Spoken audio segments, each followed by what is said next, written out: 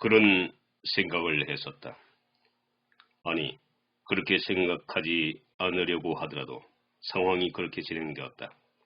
그날 미경이 성수의 집을 다녀가고 난 후로 우선 자신을 대하는 미경의 태도가 달라져 버렸다. 전날의 그 살갑게 구는 행동은 슬그머니 사그라지고 그를 바라보는 그녀의 눈동자는 공허감에 빠져있는 듯 보였다. 며칠간 미경의 시선을 피해 다녔지만 그랬다간 자신에게 더 이상 돌아올 것이 없다고 판단하여 먼저 자리를 만들고 나섰다.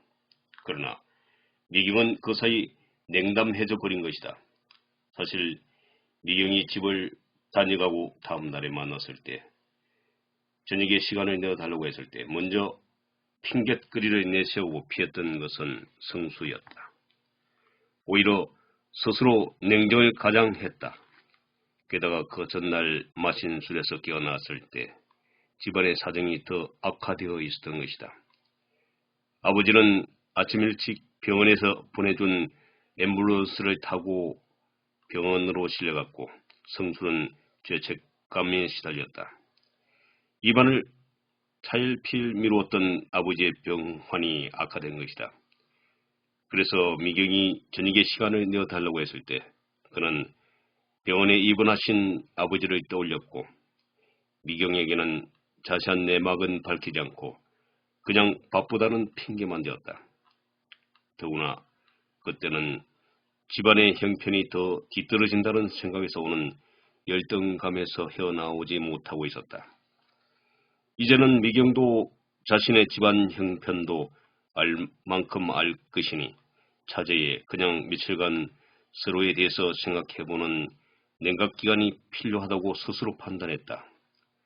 자신의 집안 형편에 대해 미경이 어떻게 생각할까 하는 의구심도 크게 작용했다.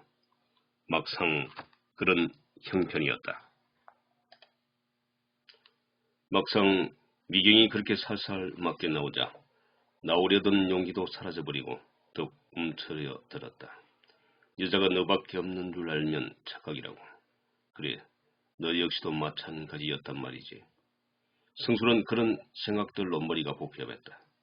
그래서 더 이상의 만남의 자리를 일부러 만들고 하지 않았다. 그렇게 며칠이 더 지나갔다. 그러나 내심 마음은 편치가 않았다. 자신의 사랑에 대한 열정이 고작 이 정도밖에 되지 않는가 하는 자괴감이 그것이었다. 특히나 무엇보다도 미경을 좋아했다.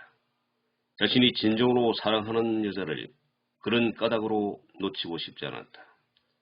막상 며칠간 자신이 오히려 냉정한 척 해보였지만 이러다 영영 놓치고 말 것 같은 두려움이 차츰 자리를 잡아가고 있었다. 그래서 마음을 도사리에 먹고 데이트 신청을 겨우 했건만 미경은 내키지 않은 듯 겨우 응해왔다. 그날 저녁 두 사람은 예전에는 자주 다닌 적이 있는 약사함이 있던 호젓한 언덕길로 올랐다. 전에 저희 집에 다녀가고 어딘가 급히 가시던데. 그게 그렇게도 궁금하세요? 선약이 있었다고 말했던 것 같은데.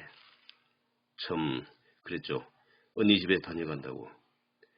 이런 얘기하면 우스운데 언니는 아직까지도 제가 믿었지 못한가 봐요. 글쎄 형부 편으로 신랑감을 알아본대나 뭐. 형부가 병원에 근무하고 있다죠.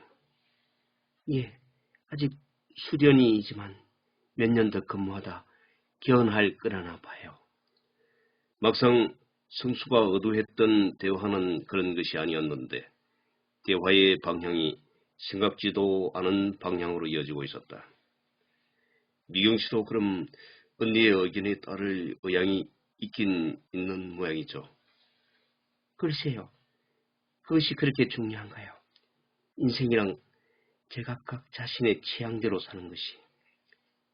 그날 두 사람의 만남은 겉으론 드러난 형태는 사뭇 정겨운 듯 보였지만 실상 성수의 가슴 속엔 혼돈 속에서 당금질 당하는 기분이었다. 미경의 결혼관에 대해서도 판단은 유보되었다. 수긍도 부정도 하지 않는 그녀의 말에 성수는 오히려 더 수긍에 무게를 두었다. 자신에 대한 관심이 조금만 있다고 하더라도 자신만은 그렇지 않다고 강력히 거절해 주길 바랬던 성수였다. 아무튼 모처럼 만난 일이 오히려 더 꼬여지기 시작했다. 성수는 그 모임 이후로 더욱더 미경을 멀리하기 나섰고 미경은 그런 성수의 태도에 맞떡지 않은 모양이었다.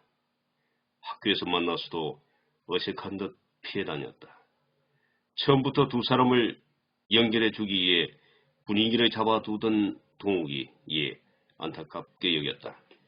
그런 시간이 약 3개월에 접어들 무렵 동욱이 두 사람의 사이에 끼어들었다. 그가 나서지 않으면 만남의 기회마저도 갖지 않을 것이 분명할 정도의 사태를 심각하게 느낀 동욱이 나서 모임을 주선했던 것이다.